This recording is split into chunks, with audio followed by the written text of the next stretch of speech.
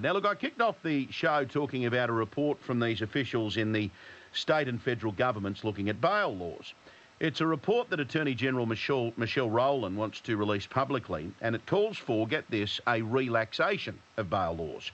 The report says that all governments should ensure bail laws explicitly provide that imprisonment be a last resort. The report urges scrapping standalone bail offences for breaching bail and introducing a presumption in favour of bail for children and young people.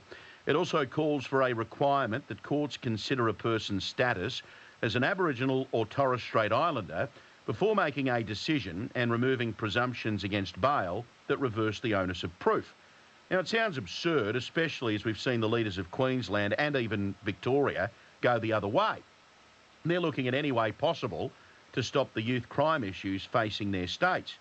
Of course, yesterday afternoon, there was also the news that the Liberal Party will drop net zero, welcomed, I'm sure, by many of you listening this morning. I thought we'd catch up with the Shadow Attorney General, Andrew Wallace. He joins me on the line right now. Andrew, good morning to you. Good morning, Mark. Good morning to your listeners. Mate, I'm very passionate about the need for judges and magistrates and lawmakers to get tough on crime, given what's happening not only with some of these underworld shootings in Sydney, but with youth crime in regional New South Wales, youth crime in Victoria. Doesn't this report just fly in the face of what we're trying to do at the moment, and that is restore law and order in some of these communities? Well, you're absolutely right, Mark. The reality is none of us know what this report says because it hasn't been released yet. But if the reports are correct, that the federal government wants the state governments to water down their bail laws, it really goes to show how incredibly out of touch our federal government is. I mean, all you've got to do is look at the failed experiment that was the former Labor government in Queensland, what they did with their bail laws, what Victoria did with their bail laws, and seen the explosion of crime in Victoria. But then look at what the Crucifulli government, the LNP government, has done in Queensland, fixing that, turning that around. They're doing great work there in Queensland. Victoria is talking the talk about changing their laws, but we'll wait and see how that goes. But it just beggars belief that the federal government would be trying to get the states to do exactly the opposite of where they seem to be going. And there seems to be this renaissance that the states and territories need to get tougher on crime, which is a good thing, but the federal government wants to wind it back. Do you have any idea, Andrew, who exactly has put this report together and who asked for it? Well, we don't know. I assume it's a report that's been put together for the state and territories and the Commonwealth Attorneys General, but I'm none the wiser because the report hasn't been released yet. Well, I'll tell you what, whoever the authors are of the report, they're clearly living in a bubble because most people write to me on a daily basis and, there's another example today. It's just come through from police. Two teenage boys will face court after a pursuit in the New South Wales north last night. About 10 p.m. yesterday, Newcastle police were patrolling along Hassel Street, Hamilton, when they attempted to stop a white Isuzu MUX. The vehicle was reported stolen from a home at Cameron Park earlier this week. When the SUV failed to stop, pursuit was initiated. Pursuit continued through Hamilton before coming to a stop at a parking lot. The four occupants left the scene on foot. Police arrested two boys, aged 14 and 15.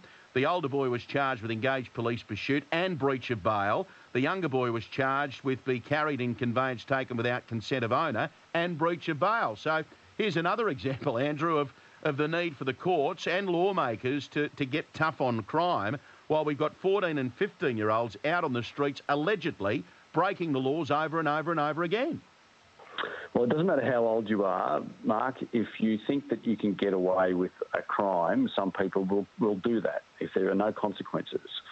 So I accept and agree with the way that the Queensland state government is been going in recent times, and that is really clamping down on things like their adult crime, adult time laws. Even to the point where Jacinta Allen is trying to look at those provisions, although a much watered-down way of doing it.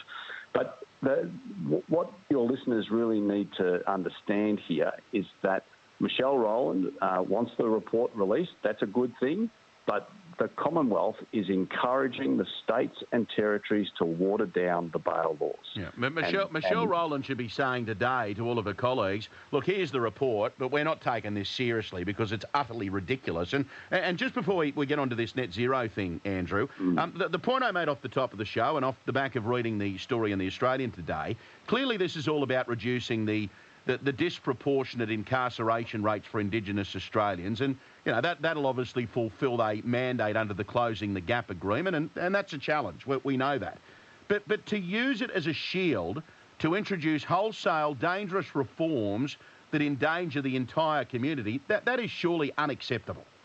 Absolutely, totally agree, Mark. Look, everybody, I think most Australians would accept that we need to be doing things to ensure that Indigenous people are less represented in our jail systems and in our justice system. But to have this wholesale approach to watering down our bail laws runs contrary to what most Australians would say their lawmakers should be doing. On to net zero before you go. You on board? You ready to start prosecuting the case out in the public and taking it up to the government?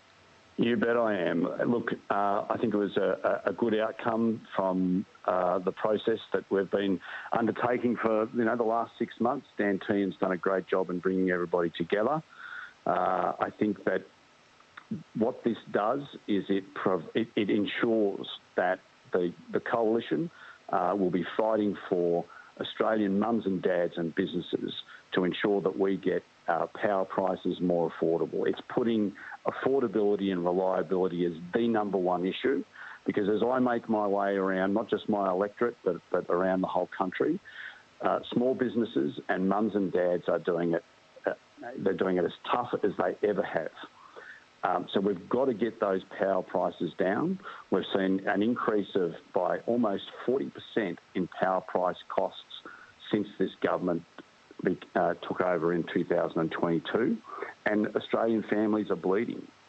And only a coalition government will ensure that people pay less for their prices, less for their energy bills. Are you hedging your bets, though, Andrew, by saying, look, we're staying in the Paris Agreement, but we're getting rid of net zero? What's your response to that?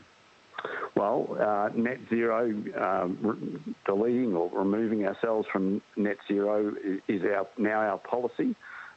We still believe that we should be reducing emissions. We're not junking that for sure. We want to provide more affordable energy bills, but we absolutely want to reduce emissions as well. But under the Paris Agreement, aren't you supposed to achieve net zero? Isn't that what this all boils down to, the Paris Agreement? No, the Paris Agreement is about reducing world temperatures and reducing emissions, and that's what we'll do. That's what we did when we were in government, Mark. We reduced emissions year on year when we were in government, and we believe that we can do that. We can do that again if we're given the privilege of governing this country. All right, well, Andrew, one thing I did say off the top of the show is I think the Nationals' mantra is right, and if you start getting out there and telling people that your plan is cheaper, better, fairer, and you keep ramming that home, I'm hoping Australians start listening, because we've been promised at 2 elections that our power prices would come down by this Albanese government, and all they've done is instead gone up and up and up. Andrew, I've got to run. Thanks for jumping on and having a chat, and good luck prosecuting the case, because the country needs a clear alternative and they need a strong opposition, and let's hope we get that now that this policy's been sorted. Appreciate your time. Thanks very much, Mark. Good on you, mate. Andrew Wallace, Shadow Attorney General. Authorised by Andrew Wallace, LNP, Boccarina, Queensland.